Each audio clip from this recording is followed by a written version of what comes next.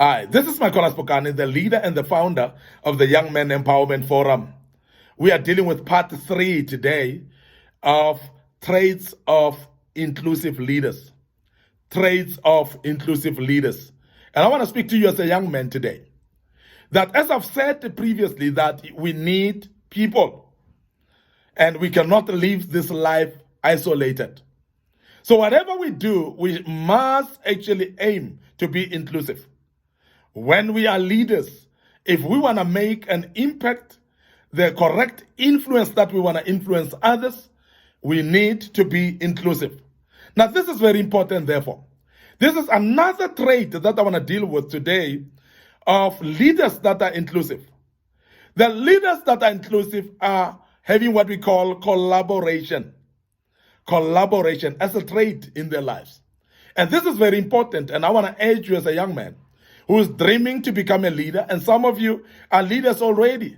And therefore, as I speak to you, my aim is to develop you as a very, very agile young man who is actually very inclusive in your leadership. I believe in you.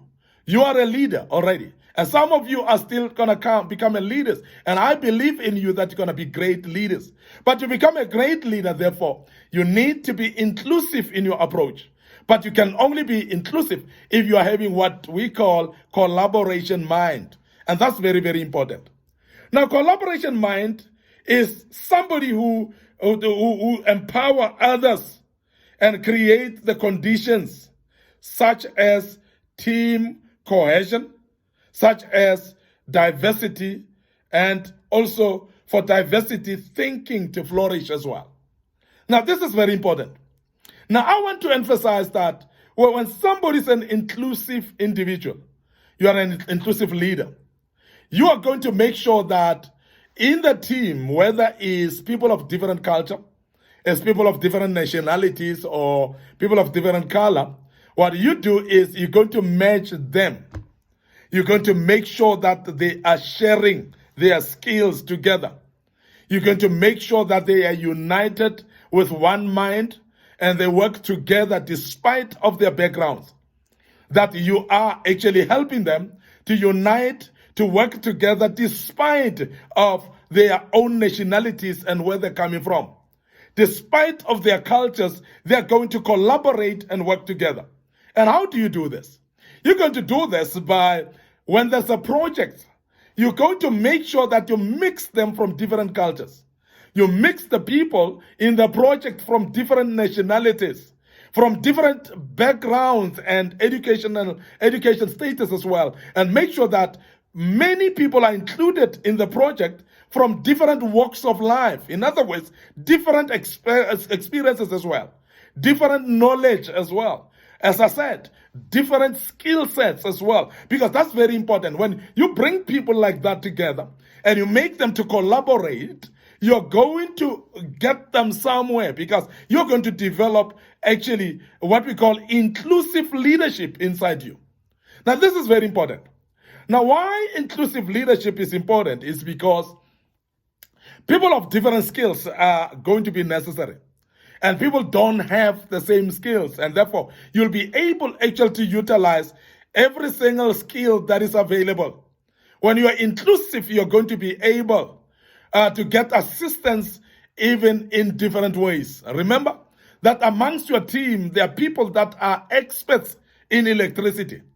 There are people that are experts in legal things. There are people that are experts as well in financial matters. There are those people that may be experts as well in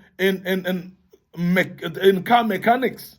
And now, because you're having all these skills around you, and as an individual who is wise to become an inclusive leader, what you do is you make these people to collaborate so that they are working together towards the main goal. So in other words, these people can be leaders as well of certain departments. And when they are leaders of certain departments, you actually bridge the gap by helping them to collaborate, to be able to have a very open door communication, that they communicate with each other. They are able to work together towards the same goal. And this is very important. We speak about collaboration. We cannot speak about collaboration without speaking about proper communication. So therefore, great communication is very important, because we know that communication will consist of the receiver. It will consist also of the sender. Now, when we talk about the sender, the receiver, we speak about the collaboration that should be amongst the two as well. So that when we are connecting the dots together, people are working together towards the same goal. Now, collaboration must be brought about by the leader that is inclusive. And remember, in the very same setup that you are running a project, people of different backgrounds may tend to reject each other. They may tend to actually group each other into cliques of the same culture or the same nationality, and therefore breaking and making a gap between them, and therefore making a veil amongst them that is actually disturbing the flow of information and also the progress in the project, because others don't want to support each other. Have you seen situations whereby, as a leader, people of different languages are actually segregating themselves, and those that are of your language, they want to support you? Now, as a leader, you are the only one who is going to be able to make collaboration normal in this place. You are the only one who's going to make these people actually collaborate by creating an environment, by creating conditions that will be conducive for collaboration. Because if you don't create that environment, people are going to find it difficult to actually collaborate and work together. You're going to find division among the people. You're going to have poor relations of the people. And therefore, people that don't relate and they don't collaborate, they cannot be successful. And that is why many projects fail, because of lack of collaboration. Now, I want to emphasize that you need to create what we call a team cohesion, team spirit. You need to make people to know that they're focusing on the same target. They're focusing on the same agenda, and therefore they cannot pull away from each other. They have to pull together. They have to work together to make sure that they fulfill that which is supposed to be done.